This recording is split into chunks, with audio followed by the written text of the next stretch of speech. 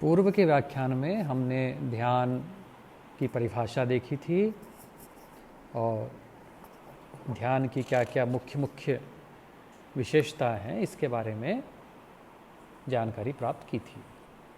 आज हम इसके आगे जाएंगे और ध्यान के प्रकार और अन्य चीज़ों के बारे में चर्चा करेंगे। मैं डॉक्टर राम मनोहर शर्मा, सह आचार्य संगीत।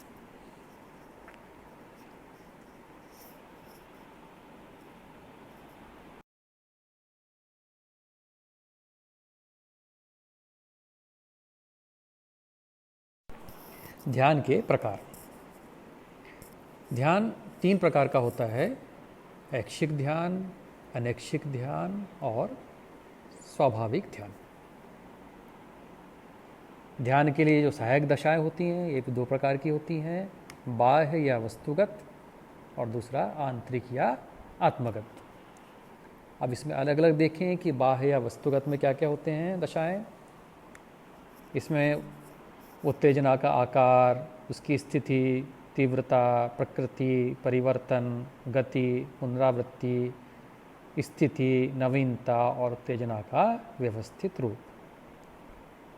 आंतरिक जो दशा है उसके अंतर्गत मानसिक तत्परता, आदत, संवेग, रुचि, अतीत अनुभव, अर्थ और मूल प्रवृत्तियां ही आती हैं।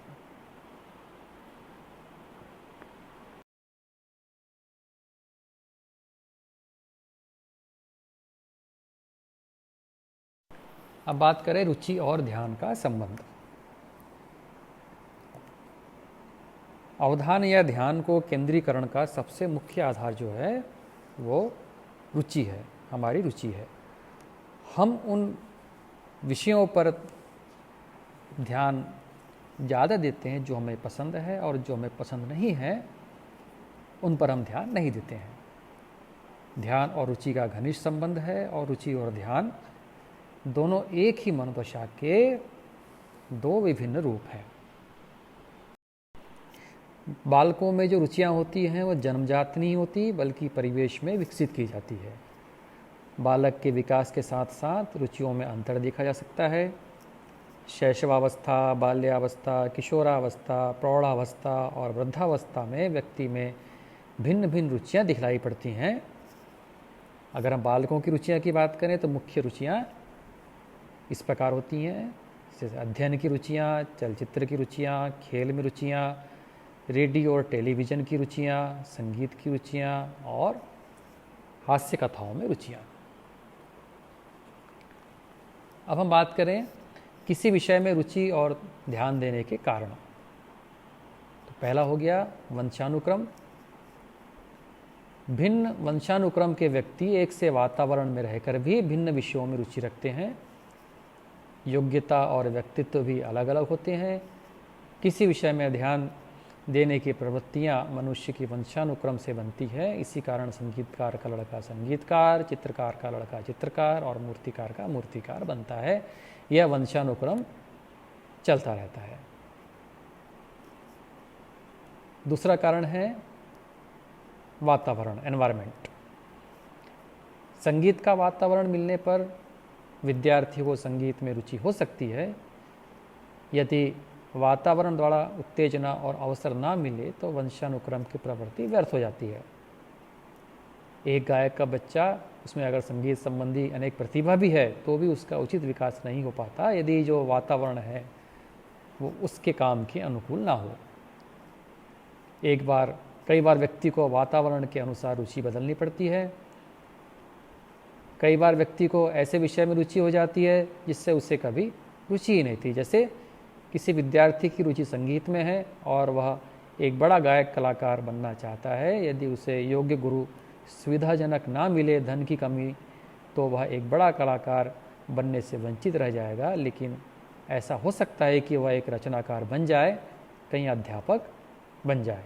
ऐसा करने से उसकी रुचि संगीत में रही लेकिन उसकी इच्छा में एक मोड़ आ गया। अन्य कारण है जिज्ञासा। हमारे मन में किसी विषय को जानने की इच्छा हो तो हम उस विषय में ध्यान देते हैं। उदाहरण के लिए, यदि रेडियो पर पतड्डी पराग आ रही है लेकिन हमने केवल भीम पलासी सीखा है तो हमारे मन में जिज्ञासा होगी कि भीम पलासी से मिलती जुलती ये कौन सी राग है। अतः हम राग का नाम जानने के लिए और पहचानने के लिए उस पर ध्यान देंगे। यदि रेडियो पर भीमसेन जोशी के गायन शैली से मिलता जुलता कोई गाए तो भी हमारे मन में जिज्ञासा होगी कि यह व्यक्ति का भीमसेन जोशी है, हम उस पर ध्यान देंगे। तीसरा कारण है सहज मूल प्रवृत्ति। चौथा कारण, किसी विषय में रुचि होना या ध्यान एक कारण सहज मूल प्रवृत्ति है। सहज मूल प्रवृत्ति मनुष्य की एक जन्मजात मानसिक एवं शारीरिक प्रवृत्ति है जो वस्तु के जानने, उसके प्रति भय, क्रोध इत्यादि संवेगों को अनुभव करने तथा उसके संबंध में निर्दिष्ट रूप से काम करने से मनुष्य को प्रेरित करती है। यह केवल मनुष्य में नहीं बल्कि पशु पक्षियों में भी पाया जाता है। सहज क्रिया के मूल में प्रत्यक्ष ज्ञान, संवेग एवं कार्य करने की तत्परता है। अब हम बात करें संगीत के द्वारा ध्यान का आकर्षण किस तरह से होता है। संगीत प्राणी मात्र के ध्यान को आकर्षित करता है, चाहे वह शास्त्रीय हो, सरल संगीत हो, फिल्मी संगीत हो। अर्थात सांगीतिक ध्वनि मानव के हृदय को आकर्षित थोड़े समय के लिए अवश्य करती है, लेकिन यदि हम चाहें कि हमारा ध्यान संगीत पर 2-3 घंटे लगा रहे, इसके लिए संगीत में कुछ तत्वों का होना आवश्यक है।